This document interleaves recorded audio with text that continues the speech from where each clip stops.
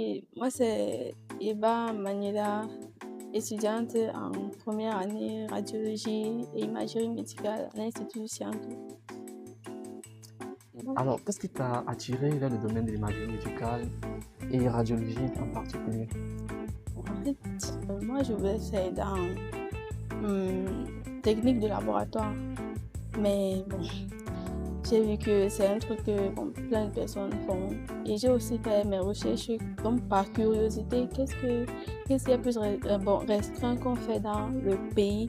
Et bon, j'ai cherché et j'ai vu radiologie et imagerie médicale. Après, je me suis rappelé que bon, c'est vrai qu'à chaque fois, mon grand-père venait toujours avec les fiches de radio où on montrait les os et tout. Et je ne comprenais absolument rien. J'ai vu, bon, ça peut être très intéressant, donc pourquoi pas. Donc c'est un peu ça qui m'a un peu attirée dans le domaine de la radiologie et l'imagerie médicale. Pourquoi avoir choisi Scientou? À la base, je ne devais pas d'abord faire Scientou. Je devais être dans un autre institut, mais bon, vu que le moyen de transport et tout n'était pas trop favorable et la distance aussi de la maison à l'institut même, c'était vraiment trop. Donc on a dû chercher un institut qui était plus proche de la maison et on a trouvé Scientou. Scientou s'est trouvé très près de chez vous. Oui, c'est pour ça. À vrai dire, Scientou, c'est une très belle institut. C'est une belle institution, on peut se mentir, avec les grandes tours et tout. Mais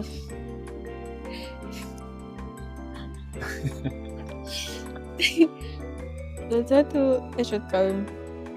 C'est chouette. Oui. Vous trouvez ça chouette? Oui, chouette. Ok. Les gens sont sympathiques, les surveillants sont... Les mots me manquent. Vraiment, ils sont... Ah, ça va. On tient le coup. Pour t'en sortir dans ta spécialité, selon toi, qu'est-ce qu'il te faut savoir, qu'est-ce qu'il te faut avoir? Bon, pour commencer, ce qu'il me faut d'abord savoir dans ma discipline, c'est constamment des recherches et comprendre comment ça fonctionne. La définition même de la radiologie et son importance, ce qui peut aider aux citoyens, au monde, à ma communauté et tout, donc apporter un plus, quoi. Et maintenant, ce dont j'ai besoin dans ma filière, ma spécialité, ma discipline, bon, pour le matériel, c'est ça, c'est la question du matériel, oui. Je pense que, bon, c'est vrai que j'ai pas tout le matériel, mais j'ai quand même le strict nécessaire bref, le reste viendra après. Parce que là, présentement, je peux pas encore diagnostiquer ou faire des analyses, faire des échographies, ça viendra avec le temps. Ça viendra avec le temps. Mais en attendant ce temps, y a-t-il un module, par exemple anatomie, radioprotection, technique d'imagerie, qui t'intéresse en particulier pour l'instant? Bon, pour l'instant, ma meilleure matière que je peux dire, c'est biophysique. Parce que jusqu'ici, comme nous sommes en tronc commun, on voit un peu trop des trucs mélangés.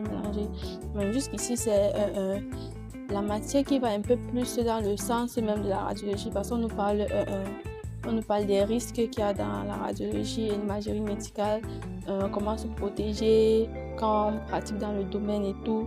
Et donc, dans le mécanisme, le fonctionnement et tout, donc les principaux parties de la radiologie. C'est ça. En fait, j'étudie en radiologie pour exercer dans le domaine même. Donc, moi, particulièrement, j'ai envie de me spécialiser dans le domaine de l'ophtalmologie, donc dans les lasers et tout pour les yeux. Donc, c'est en fait ce que j'ai envie de faire. Donc, la radiologie, c'est juste pour un début, mais après, oui, je vais me spécialiser. Si on vous donnait ce pouvoir, qu'aimeriez-vous améliorer à Scientou? Bon, d'abord, si j'avais ce pouvoir-là, d'améliorer quelque chose à Scientou, ça serait d'améliorer et de maximiser l'information, parce qu'il y a un manque d'information à Scientou que je ne comprends pas, parce qu'on a commencé la rentrée normalement hier. Mais jusqu'ici, on n'a encore aucun programme. On ne connaît pas encore nos professeurs du second semestre, rien. Donc même nos résultats, on ne nous communique pas quand est-ce que ça va sortir, comment ça va se passer, les rattrapages et tout. Donc vraiment, le manque d'informations à Sciences est vraiment trop fréquent. Donc c'est un peu ça. Donc c'est l'une des premières choses que je vais améliorer si j'ai le pouvoir à Sciences. Et le deuxième truc que je peux améliorer à Sciences, c'est le confort des étudiants, parce que moi je suis pas à l'aise. Sérieusement, je suis pas à l'aise. Donc il n'y a pas peut-être on fait cours, il n'y a pas un endroit ou une cafétéria où est-ce que les étudiants peuvent aller étudier, ou bien les bibliothèques. Bon, c'est vrai qu'il y a une bibliothèque, on me dit que bon, vous pouvez aller là-bas quand vous voulez étudier, mais constamment fermé, tout le temps fermé, qu'on ne comprend pas. Quand tu vas m'aller demander les clés, que bon monsieur, on te parle d'abord mal, on te gronde. Donc vraiment, autant de choses que c'est un tout vraiment... Ça fait en sorte que donc, ça n'encourage même pas à fréquenter. Bon, c'est pas que je veux salir l'image de l'université. C'est ton ressenti, oui. C'est légitime en fait. C'est légitime. En fait, ça, c'est les principales choses que je vais améliorer. Et si tu avais, désolé pour le mouvement, c'est question d'habitude. Donc si tu avais le pouvoir de changer les choses aussi, ce sont les points clés sur lesquels tu te concentrerais d'abord. Toi, tu aimerais faire le stage. Tu as un endroit phare, un endroit rêvé où tu aimerais faire le stage. Ton stage. Bon, oui, à l'hôpital militaire. L'hôpital militaire. Oui, parce que je pense que c'est l'une de mes maisons là-bas, parce que je suis constamment à l'hôpital militaire, et c'est là-bas que j'ai eu cette passion de la médecine, de la santé. C'est là-bas où j'ai eu ce ressenti de faire partie du personnel de la santé. Parce que je suis une personne malade, constamment malade, ce qui fait que donc, je passe beaucoup plus.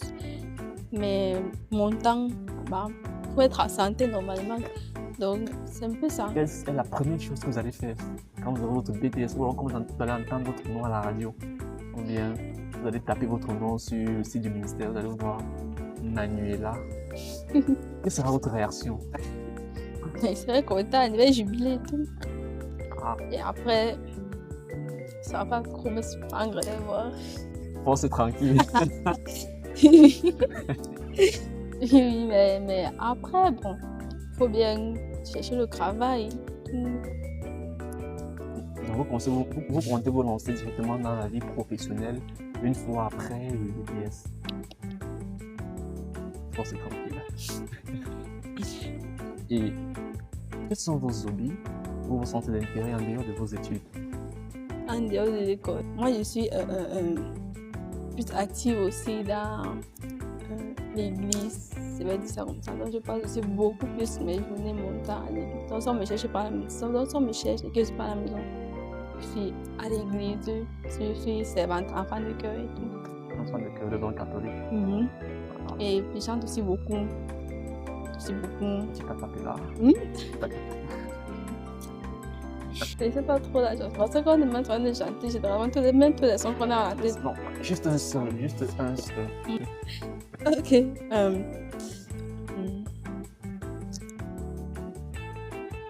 Si tu partages ton cœur, si tu partages ton cœur,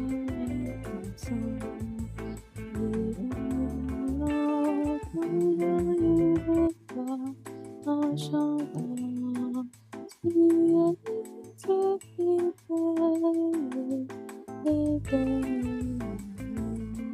Tu es ce qui belle et belle. Pour moi, c'est cette chanson que je connais. J'ai constaté ça. Et penses-tu que ces passions-là t'aident d'une manière ou d'une autre dans ta formation? Bon, oui, c'est vrai que mon père dit généralement que quand on n'étudie pas avec la musique et tout, mais moi je crois faire, parce que moi, quand j'écoute la musique, j'étudie facilement, je comprends facilement. Donc c'est dans ce sens-là que ça m'aide beaucoup dans mes études, ça va dire ça.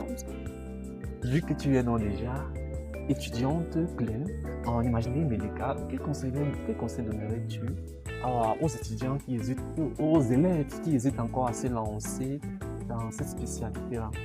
Bon, généralement, parce que même dans ma salle de classe, comme nous sommes 3 dans notre filière, les autres spécialités viennent me demander que ok, vous avez choisi ça, pourquoi?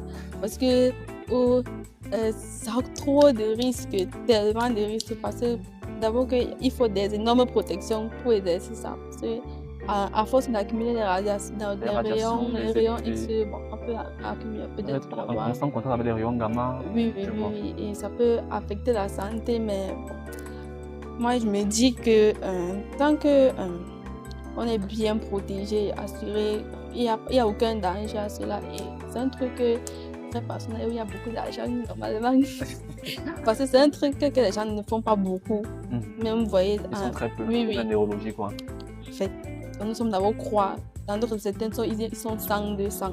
Nous sommes ce quoi. Imaginez un peu. Donc, c'est un truc qui est beaucoup recherché. Où il y a beaucoup d'argent. Donc, je vais faire la radiologie. Vivement. Oui. C'est un vivement que vous le fassiez. Vous allez évoquer le fait que peut-être les voix se rendent et guérissent. À quelle paroisse pouvons-nous venir vous voir servir un de ces dimanches? Ok. Bon, c'est pas loin. C'est juste à l'Université catholique d'Afrique centrale. À l'intérieur. À l'intérieur. Pendant qu'on travaille le dimanche. Non, tous les jours, mais il faut juste se venir d'une case nationale. Ah, ça fait moi, ça est dans le... Et c'est une... C'est pour les gars riches. Non, c'est ouvert à... On dit souvent que le catholicisme, c'est... Oui, c'est une communauté très ouverte. Une dernière question. Si tu devais me décrire ta future vie professionnelle idéale en quelques mots, que dirais-tu? Ma future vie professionnelle Idéale. Je ne sais pas si je comprends la question. Si tu devais décrire ton métier de rêve en quelques mots, que dirais-tu? Métier de rêve. Décris mon métier de rêve. Bon, c'est un métier où je serais, par la grâce de Dieu, doté d'un savoir-être, d'un savoir-faire. Bref, dans ce métier-là, je serais une personne qui va apporter de l'aide aux autres, la santé, la joie de vivre aux autres. Parce que moi, je suis une personne très joyeuse. Lorsqu'on me connaît déjà réellement,